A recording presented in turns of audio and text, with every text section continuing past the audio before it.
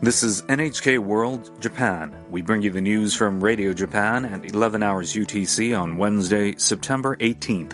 I'm Joseph Queenie. And I'm Keiko Kitagawa. In our top stories, the governor of Chiba Prefecture, which suffered widespread damage from last week's Typhoon Fasai, has asked the central government to officially designate the situation a devastating disaster.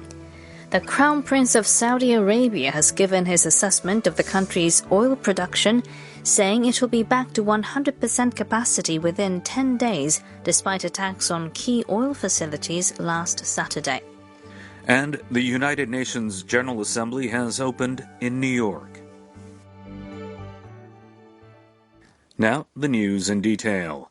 The governor of Chiba Prefecture, which suffered widespread damage from last week's Typhoon Fasai, has asked the central government to officially designate the situation a devastating disaster. Governor Kensaka Morita met Prime Minister Shinzo Abe in Tokyo on Wednesday. Morita explained that the typhoon's record-breaking winds and rains cut off power and water supplies across wide areas, and people's lives and business activities are still seriously affected. He said aid from the government is indispensable and pushed for a quick decision which would make the affected municipalities eligible for government funding. Abe reportedly said the government is addressing the disaster promptly with an all-out response effort. Morita told reporters after the meeting that he's optimistic because the Prime Minister's words regarding a possible designation were positive. The governor added that the prefecture badly needs the power supply to be restored and has to remove fallen trees and utility poles, which are tasks that cannot be achieved without help from the central government. Tokyo Electric Power Company says it's accelerating repair work in Chiba Prefecture to ensure that as many households as possible can have power again by Friday. Typhoon Fasai inflicted extensive damage in Chiba and other areas near Tokyo more than a week ago. As of 6:30 p.m. on Wednesday, more than 40,000 households are still without electricity. They say repairs have been completed ahead of schedule in more than 300 of about 1,000 areas in Chiba. They say 85 areas where power was initially expected to be restored by September 27th are likely to have electricity again by Friday. The TEPCO officials say they hope to restore power by Friday in as many areas as possible, but they did not specify the number. They add that they plan to complete most of the repair work by September 27th if no further damage is discovered.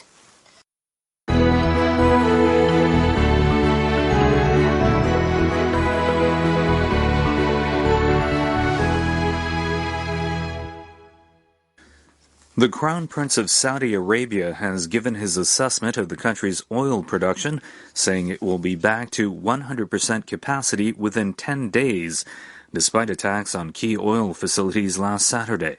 Saudi Crown Prince Mohammed bin Salman talked with South Korean President Moon Jae-in over the phone for about 30 minutes on Wednesday. According to the South Korean Presidential Office, Moon said the attacks posed a threat not only to the security of South Korea, but also to global security. Crude oil supplies from Saudi Arabia account for 30% of South Korea's oil imports. Moon expressed hope that the attacked facilities will be repaired quickly. He offered to provide whatever assistance is needed in the process. The Crown Prince appreciated the offer and said the international community should unite to deal with the matter. He was also quoted as saying that while Saudi Arabia's crude oil output capacity has been reduced by half due to the attacks, 2/3 of the damaged facilities are now back on track. Crude oil futures dropped more than 5% in Tokyo on Wednesday as fears over reduction in oil supply from Saudi Arabia eased. The Saudi government revealed in a news conference on Tuesday that production at the country's attacked oil facilities is back to normal following repair work. This prompted traders to place sell orders at the Tokyo Commodity Exchange. Crude oil futures for February delivery were down 5.3% from Tuesday to 39,110 yen, or about $361 per kiloliter. Crude prices in Tokyo remain higher than pre-attack levels because Tuesday's jump of more than 12%. Market watchers say the attack may have had a little direct impact, but that traders are now aware of a new risk of drone attacks.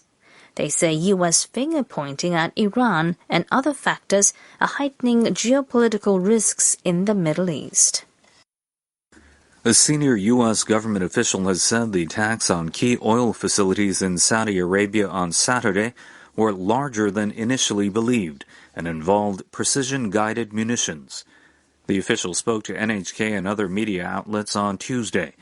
The Iran-backed anti-government Houthis in Yemen have said they attacked the facilities with 10 drones. The U.S. official said one of the facilities was hit at least 17 times, while the other was hit at least twice with precision-guided munitions.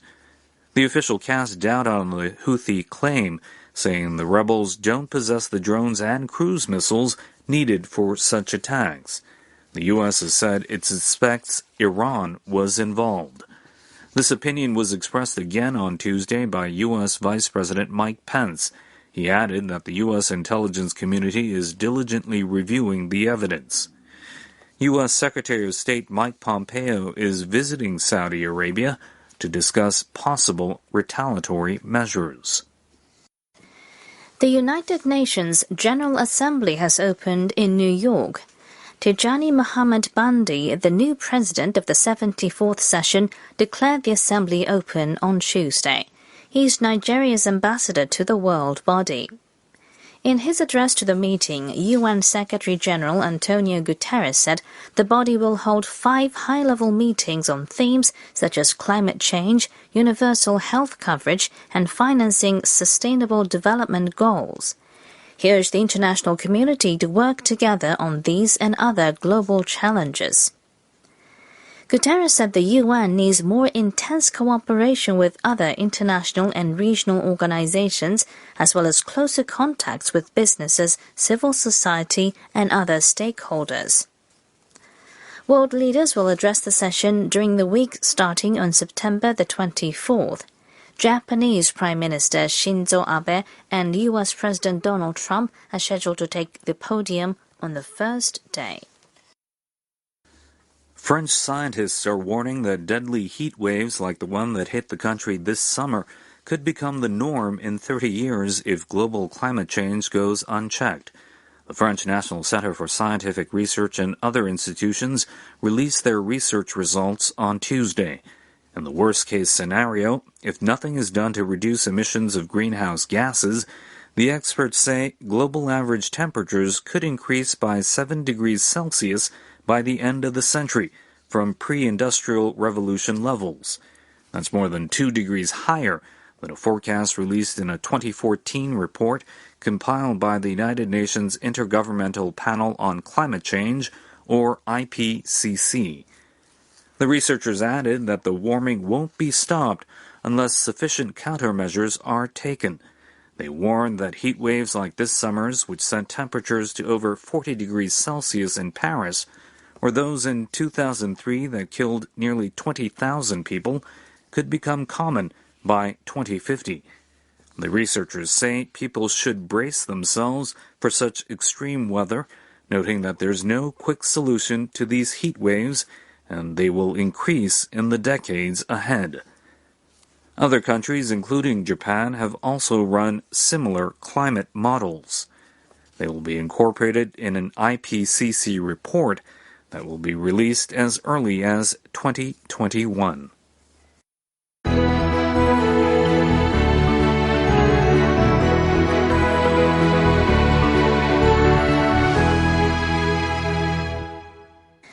You're listening to Radio Japan of the NHK World Japan Network.